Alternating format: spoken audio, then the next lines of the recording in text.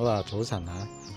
咁影呢道門俾大家睇做咩咧？就係、如果大家都有呢個 extension 去後花園嘅玻璃門啊，落地大玻璃門，如果又係呢個品牌咧，應該係 Miele 啊，呢個反轉咗，係啦，係 Miele 嘅。咁咧可以打開嗰個門鉸去調校嗰個角度嘅。咁點解我要調校咧？因為咧，俾大家睇下啦。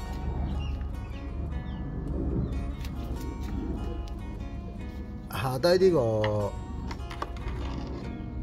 門有個接合位啊，因為個玻璃門唔係垂直啊，閂咗嗰陣時，咁佢就成日磨到呢個位啦。咁久而久之，大家見到啊，真係都磨咗，又唔係磨得好多啊，不過磨咗啦。咁你但係出出入入都唔係好方便咯，即係因為佢唔係好順啊，開門閂門。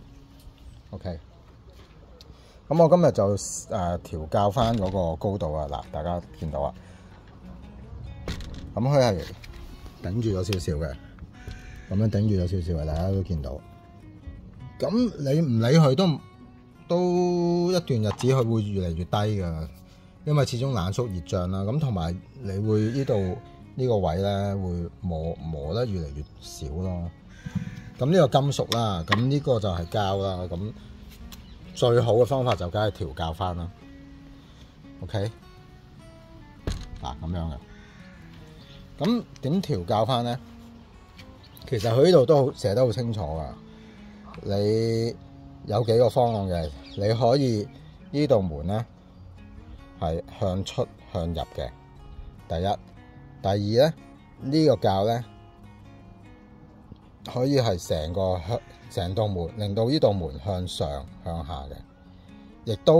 佢亦都有一粒掣咧，就係向出向入嘅。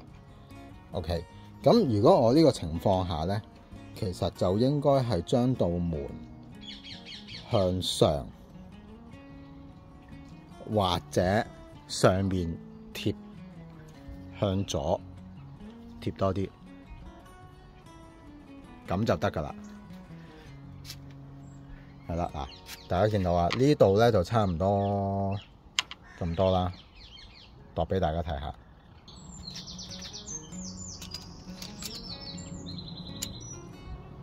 大概係0.3 mm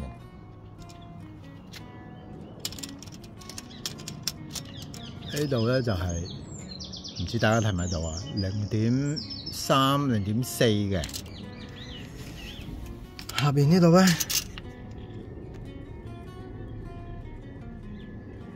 0.3嘅都係0.3、0.4，差唔多，其實差唔多。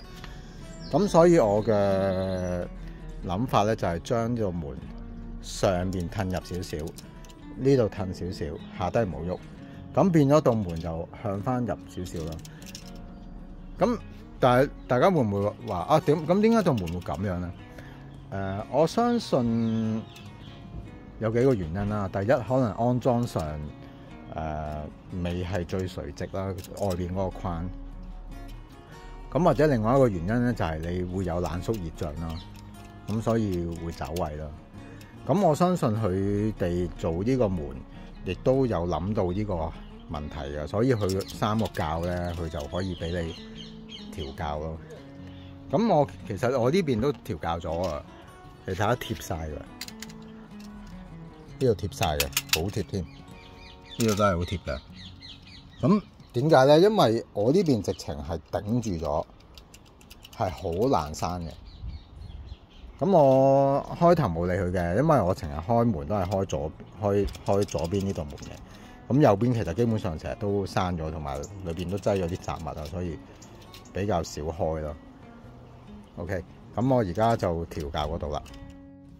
係啦，第一時間就將呢粒螺絲扭出嚟啦，呢個扭咗出嚟噶啦。咁而家我就扭呢一粒啦。普通螺絲嚟嘅啫，十字頭。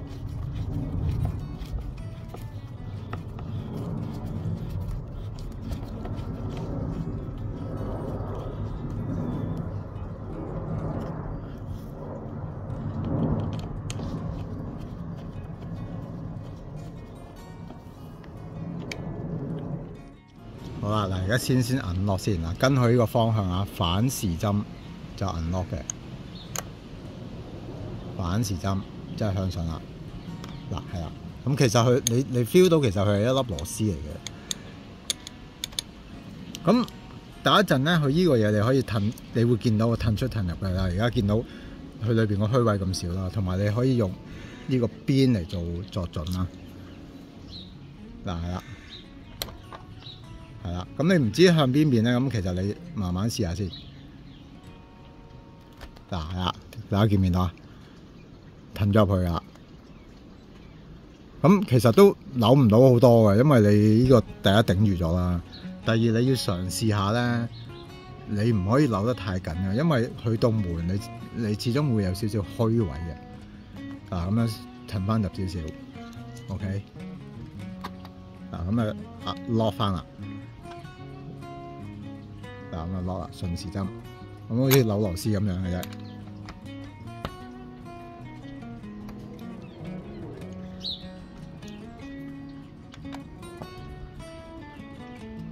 係啊，都冇乜嘢噶啦，跟住扭都冇用噶啦。大家見到啊？咁我呢個未校嘅，咁我而家試下睇下係咪真係鬆咗啦。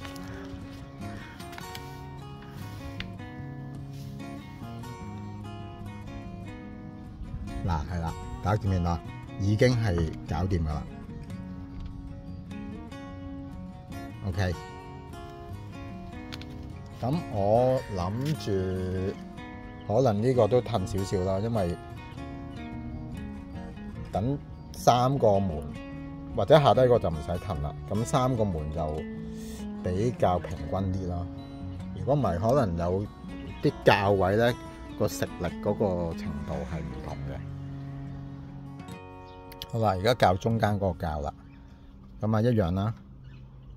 呢個 unlock， 呢個就係校左右入嘅，係啦。咁大家都係咁做啦，反時針啊，好似螺絲咁啊，佢1/4個圈就已經鬆咗噶啦。咁大家留住呢個半圈位啊，同埋呢條罅，係啦。嗱，都好鬆啊，其實呢個嗱，大家見唔見到？嗱，入咗嘅，又出咗嚟嘅，係啦。咁我就入，可能係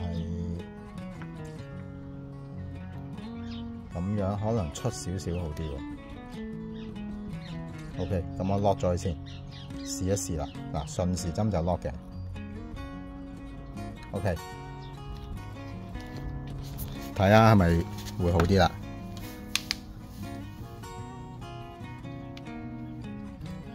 嗱，都好順嘅，都好順嘅，